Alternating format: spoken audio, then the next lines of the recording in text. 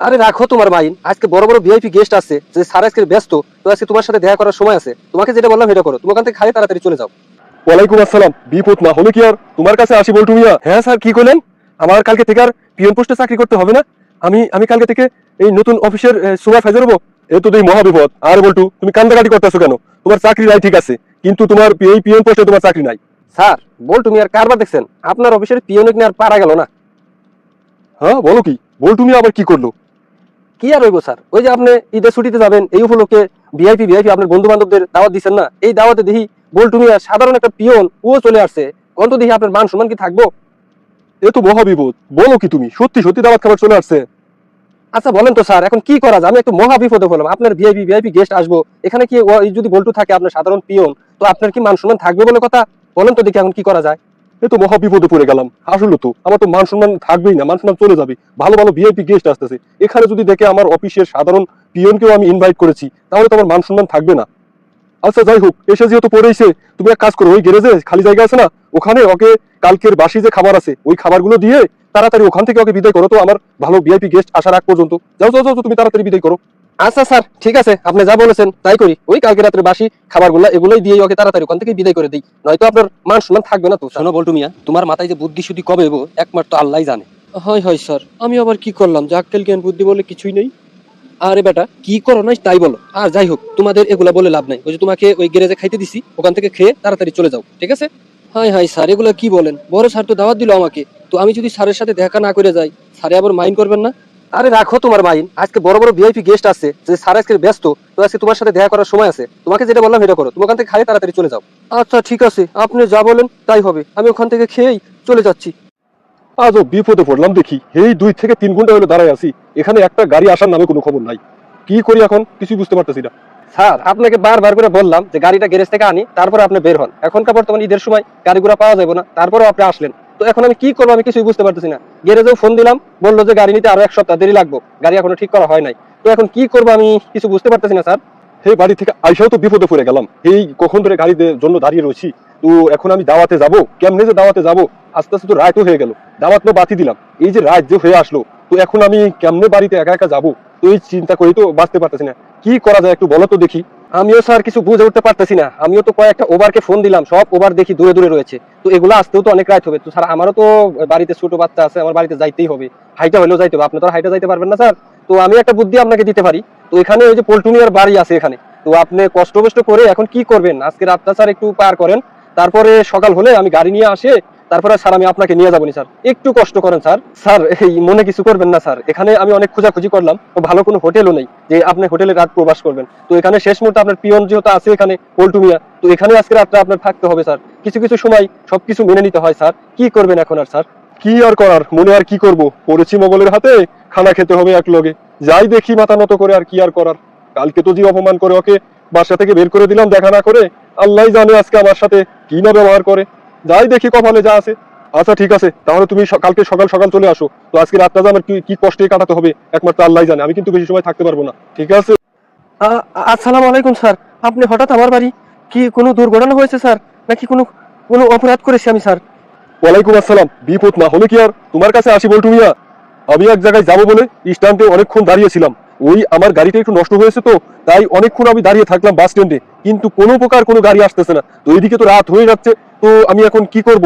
বিপদে হয়েছে বলেই তো তোমার বাড়িতে আমি আসলাম আর কি, এই আর কি। তো এখন আর কি করব, আজকে রাতটা মনে হয় তোমার বাড়িতেই থাকতে হবে। এখান থেকে তো আমার বাসা অনেক দূর, যেতে তো আর পারবো না গাড়ি ছাড়া। এই আর কি, একটু যদি তোমার বাড়িতে আমাকে জায়গা করে দিতে আর কি। আচ্ছা ঠিক আছে স্যার, কোনো ব্যাপার না, আপনার যে কয়দিন মন চায় আপনি থাকেন। কিন্তু স্যার, এই গরিবের বাড়ি, নাই এসি নাই কোনো ফ্যান, আপনি কি থাকতে পারবেন স্যার? আমরা তো স্যার গরিব মানুষ, এই দিন আনি দিন খাই। আমি আপনাকে কোথায় যে আপনাকে থাকতে দিব, আমি কিছু বুঝতে পারতেছি না স্যার। কি বলটু মিয়া, তোমার বাড়ির চারপাশ দিয়ে দেখি গ্রান আর গ্রান, এমন কি না জানি রান্না বাড়া করতেছো যে অর্থ এলাকা গ্রান ছড়ায় গেছে। অনেক অনুষ্ঠানে গিয়েছি, কিন্তু তোমার আজকের এই রান্নার গ্রানের মতো এরকম সুস্বাদু গ্রান কখনো তো পাইনি। ঘটনা কি, কি না জানি রান্না করতেছো বল্টু মিয়া। আর যাই হোক না কেন, স্যার কই? স্যারকে তো দেখতেছি না। তুমি নিশ্চয় স্যারকে কোনো কিছু করছো নাকি? স্যারকে তো দেখতে পাচ্ছি না, স্যার কোথায়? এই হয়েছে কি স্যার, বড় স্যার তো এমন ঘুম দিচ্ছে, এখনো পর্যন্ত তো উঠতে পারে নাই। এই ফাঁকে আমি আর কি বড় স্যার বলে কথা বুঝে নিত, আমি আর কি একটু ভালো মন্দ রান্নার চেষ্টা করতেছি, জানি না কতটুকু সম্মান করতে পারবো, যতটুকু এই গরিবের সমর্থ হয় চেষ্টা করতেছি আর কি স্যার। আর আমার তো তেমন তেমন কিছু নাই, ওই আমার একটা পালের একটা বড় খাসি ছিল, তাই আর কি এই খাসিটা জবাই করে এই স্যারের জন্য রান্না করতেছি। ওই স্যার আবার খাসির গোস্তটা পছন্দ করে, তো অনেক ভালোবাসে খাসির গোস্ত, তাই স্যারের জন্য আর কি ভালো করে একটু সহজ মশলা দিয়ে রান্না করতেছি আর কি। হাই হাই সর্বনাশ, কি বলো তুমি? তুমি এই আদরের একটি পালে তোমার খাসি ছিল, শেষ পর্যন্ত তুমি এই স্যারের জন্য এই খাসিটা জবাই করে দিলে। তুমি তো বেতনই পাও কয়েক টাকা, তুমি এই খাসির টাকা জোগাই দিতে তোমার 5-6 মাস লেগে যাবনি, তুমি এটা কি করলা তুমি? তা না হয় স্যার, এটা কোনো ব্যাপার না স্যার। স্যার কি আর আমার বাড়িতে জীবনে কোনোদিন আসবে, এবং কি আজকে যে আইছে এটা তো সৌভাগ্যের কপাল, তো স্যারের তো একটু আপ্যায়ন করতেই হয়। ওই কোনো ব্যাপার না, আল্লাহ আমার এক মুদ্রা এক মুদ্রা দিবই, ওইটা না আপনি কোনো টেনশন করেন না। আচ্ছা আচ্ছা ঠিক আছে, গাড়ি ঠিক হয়ে গেছে, তো স্যার জানলে তো এখনই চলে আসবো। যাই করার তুমি তাড়াতাড়ি করো, আমি আইছি, স্যারকে আগে বলার দরকার নাই, যা করার তাড়াতাড়ি করো। যে স্যার, আমার রান্নাবাড়া আরো অনেক আগেই শেষ হয়ে গেছে, ওই আপনি আসলেন কথা বলতে বলতে একটু দেরি হয়ে গেছে। ঠিক আছে চলেন আপনার সহকে। আমি একটা জিনিস কিছুতেই বুঝতে পারলাম না, এই সামান্য পিয়নের চাকরি করে বেতনই পায় সামান্য কয়টা টাকা, তো এত বড় আয়োজন কেমনে যে করলো? আর মাংস যে সেই টেস্ট হয়েছিল, মা গো মা, আমি জীবনেও এত মাংস খাইনি, সেই সুস্বাদু একটি টেস্টের একটি মাংস হয়েছিল, মা গো মা। স্যার আকাশ তো হলো গরিব মানুষ, সামান্য একটা পিয়নের চাকরি করে স্যার, কয় টাকায় আর বেতন পা? এখন কিছু তো আর ছিল না, ওই শেষ মুহূর্তে ওর বাড়িতে একটা পালের খাসি ছিল স্যার, সেই খাসিটাই তরতাজা খাসি, তো স্যার জবাই দিয়ে আপনাকে খাওয়াই দিছে। এই তরতাজা খাসি, তাই আর কি এতটা মাংস টেস্ট হয়েছিল স্যার। হ্যাঁ বলো কি তুমি? হাই হাই, আমাকে আপ্যায়ন করার জন্য, খাওয়ানোর জন্য এই ওর এত আদরের একটা পালের খাসি ছিল, এই খাসিটা পর্যন্ত জবাই দিয়ে আমাকে খাওয়াই ভালাইলো। না জানি না কি জানি মানসিক করে রাখছিল ওই খাসির জন্য, তো আল্লাহ পাক জানে। তো না না না, বিরাট বড় তো ক্ষতি হয়ে গেল ওর বাড়িতে যাওয়া। আসলে স্যার একটি কথা হলো কি, গরিব মানুষ আপনার মতো একজন বিজনেসম্যান লোক বাড়িতে গেছে, ও কি খাওয়াইতে পারলো এটাই ও অনেক শান্তি পাইছে। কি মানসিক করে রাখছে বা কি করার জন্য রাখছে সেটা বড় কথা না স্যার, আপনাকে খাওয়াইতে পারে ওর আত্মাটা যে কতটা শান্তি পাইছে স্যার, কাউকে মানা মানসিক করে ওই শান্তিটা পায়নি, তাই আর কি খাওয়াই দিছে স্যার আর কি। তাই তো মনে হচ্ছে রে, আমি তো আগে কখনো বুঝতে পারিনি। এই বল্টু মিয়া আমার বাড়িতে দাওয়াত খাইতে গেল, 4-5 দিনের পচা বাসি খাবার ওকে খাওয়াই ওখান থেকেই বিদায় করে দিলাম। না না না, আমি তো কাজটা ঠিক করিনি। সি সি সি, ওর সাথে আমি এত বড় একটা পচা বাজে একটা কাজ করতে পারলাম না। আমি ওর পা ধরে মাপ চাইতে হবে আমার, আর ওর জন্য আমি বড় কোনো একটা পুরস্কার রেখেছি। ওই কালকে অফিসে আসলে আমি ওকে এই পুরস্কারটা দিব। আমার তাহলে হয়তো ভাই ভুলের প্রায়শ্চিত্ত ভোগ করতে হবে, অবশ্যই আমি ওকে বড় একটা পুরস্কার দিব। ঠিক আছে স্যার, তাই ভালো হবে, কারণ আমিও ওর হাত ধরে মাপ চাবো। আমিও তো ভুল কাজ করে ফেলেছি, ওর সাথে আমি খারাপ আচরণ করেছি। আসলে মানুষের মুখ দেখে বোঝা যায় না স্যার, গরিব হলে কি ওর মনটা বিশাল বড় স্যার। আমিও ওর প্রয়োজনে হাতে পায়ে ধরে মাপ নিব স্যার। তো ঠিক আছে স্যার, আল্লাহ হাফেজ। স্যার শুনলাম আমার নাকি চাকরি নাই স্যার, একটু দয়া করেন স্যার, আমাকে চাকরি থেকে বের করে দিয়েন না, বউ বাচ্চা নিয়ে আমি কোথায় যাবো স্যার? দয়া করেন স্যার, আমাকে চাকরি থেকে বের করে দিয়েন না স্যার, প্লিজ। এ তো তুই মহাবিপদ। আর বলটু, তুমি কান্দাকাটি করতেছো কেন? তোমার চাকরি নাই ঠিক আছে, কিন্তু তোমার এই পিএন পোস্টে তোমার চাকরি নাই। তুমি এখন থেকে ওই আমাদের নতুন ফ্যাক্টরি চালু হচ্ছে, ওই নতুন ফ্যাক্টরি তুমি সুপারভাইজার। তুমি পিএন পোস্টে চাকরি বাদ, কাল থেকে এই পোশাকে তোমার আর ডিউটিতে আসা যাবে না। তুমি ভালো পুষপাস করে সুন্দর পরিপাটি করে পোশাক পরে তারপর অফিসে আসবে। তুমি কালকে থেকে সুপারভাইজার, ঠিক আছে? হ্যাঁ স্যার, কি করলেন? আমার কালকে থেকে আর পিয়ন পোস্টে চাকরি করতে হবে না? আমি আমি কালকে থেকে এই নতুন অফিসের সুপারভাইজার হবো? হ্যাঁ বল্টু, তুমি ঠিকই শুনছো, কালকে থেকে তুমি আমার ওই নতুন ফ্যাক্টরির সুপারভাইজার হিসেবে জয়েন করবে। আর এভাবে আর আসা যাবে না, সুন্দর পরিপাটি ভাবে সুপারভাইজারের মতো তুমি কালকে অফিসে ঢুকবে, ঠিক আছে?